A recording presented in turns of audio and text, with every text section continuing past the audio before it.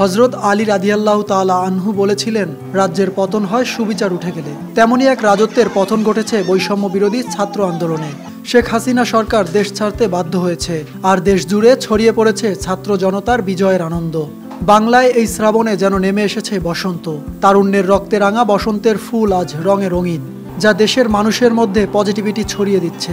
তরুণ তরুণীরা শোককে শক্তিতে রূপান্তরিত করতে দেওয়ালে দেওয়ালে নানা রঙের আঁকাবুকি করছে। আমরা ওয়ালে মূলত একটু শালীন ভাষায় আমরা এগুলোকে আরেকবার বিপ্লবমুখী যে স্লোগানগুলো ওগুলো আমরা আরেকবার ফুটিয়ে তোলার চেষ্টা করছি। এর আগে হয়তো খুবই ওলটপালট ছিল কিংবা হিবিজিবি ছিল, যেটা হয়তো বাইরে থেকে আসলে অনেকে বুঝতে পারতো না। কাজেই আমাদের যেখান থেকে আন্দোলনের সূত্রপাত সেই জায়গাগুলো আমরা আরো স্পষ্ট করে দিচ্ছি।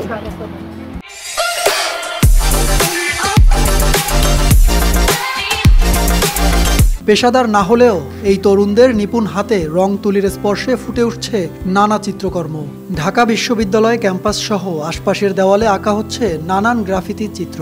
আন্দোলনের সময় গুলির সামনে বুক পেতে দেওয়া আবু সাঈদের স্মৃতি, আলোচিত নানা স্লোগান, গুলিবিদ্ধ ছাত্রের মর্মস্পর্শী কথা এখন ফুটে উঠছে বিশ্ববিদ্যালয়ের দেওয়ালে। এই কাজগুলো করে যাচ্ছে সেই তরুণ তরুণীরা যারা দেশ কাঁপানো এই আন্দোলনে যুক্ত ছিল। সাধারণ জনতা ভিড় করছে এই শিল্পকর্ম দেখতে। কেউ ছবি তুলছেন, কেউ বা ঘুরে ঘুরে দেখছেন তাদের আঁকিবুকি। আমাদের মেইন উদ্দেশ্য হচ্ছে গিয়ে রাষ্ট্র সংস্কারমূলক কিছু কথা, যেটা কিনা আমাদেরকে অনুপ্রাণিত করবে। যেমন আমরা লিখেছি চলো রাষ্ট্র সংস্কার করি, অথবা আমরা এই যে অরুণদেরকে নিয়ে যে লিখছি, যেন আমরা কোটা মুভমেন্টের সময় যে ঐক্যবদ্ধভাবে একসাথে ছিলাম আমরা, সেই জিনিসটা যেন আমরা আবার একত্রে থাকি, এবং কোটা মুভমেন্টে যেভাবে আমরা একত্রে আমরা একজন অপ্রেসরকে নামাতে পেরেছি, ঠিক একইভাবে যেন আমরা রাষ্ট্র সংস্কার করতে সবাই সংঘবদ্ধ থাকি। এটা আমাদের মূল উদ্দেশ্য ছিল। তরুণদের এই উদ্যোগ শুধু শিল্পকলার মাধ্যমে তাদের বক্তব্য তুলে ধরছে না, এটি জাতির মাঝে নতুন করে একতা আর মুক্তির আকাঙ্ক্ষা জাগিয়ে তুলছে। তাদের আঁকা চিত্রগুলো শুধু শিল্প নয়, বরং একটি আন্দোলনের প্রতীক, একটি জাতির পুনর্জাগরণের প্রতীক। বাংলার মুখ আমি দেখিয়াছি, তাই পৃথিবীর রূপ খুঁজতে যাই না আর। এই কথাটি বলেছিলেন কবি জীবনানন্দ দাশ। তার মতোই জন্মভূমি এই দেশকে ভালোবাসে এসব ত্যাগী ছাত্র জনতা। তারা দেশের জন্য বুক পেতে গুলি খেতেও দ্বিধা করেনি, আর আজ তারা ধরেছে দেশের হাল। এই রাষ্ট্র সকলের, তাই একতাবদ্ধ হয়ে করতে হবে সংস্কার। আমরা চেষ্টা করব দেশটা কোনোভাবেই যেন আবার আগের পর্যায়ে না যায়। যতটুকু সম্ভব নিজেদের জায়গা থেকে আমরা সবাই ভালো থাকার চেষ্টা করব এবং অপরকে ভালো রাখার চেষ্টা করব, যেন সব মিলিয়ে আমাদের দেশটা ভালো থাকে।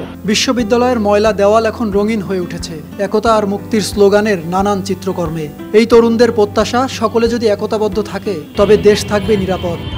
আমাদের একটা খুব কালো সময় গিয়েছে, আমাদের খুব বাজে একটা সময় গিয়েছে, শোকের সময় গিয়েছে। সেই শোকটাকে এখন শক্তিতে পরিণত করে আমরা যেন মানুষের মধ্যে পজিটিভিটি ছড়িয়ে এই মেসেজটা আমাদেরকে দিতে পারি যে আমরা যদি একতাবদ্ধ হই তাহলে আমাদের হাতে দেশ নিরাপদ।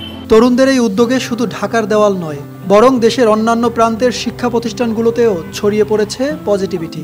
এই গ্রাফিতি এবং চিত্রকর্ম ছাত্র জনতার সংগ্রামের ইতিহাসকে ধরে রাখবে, যা ভবিষ্যৎ প্রজন্মকে যোগাবে অনুপ্রেরণা।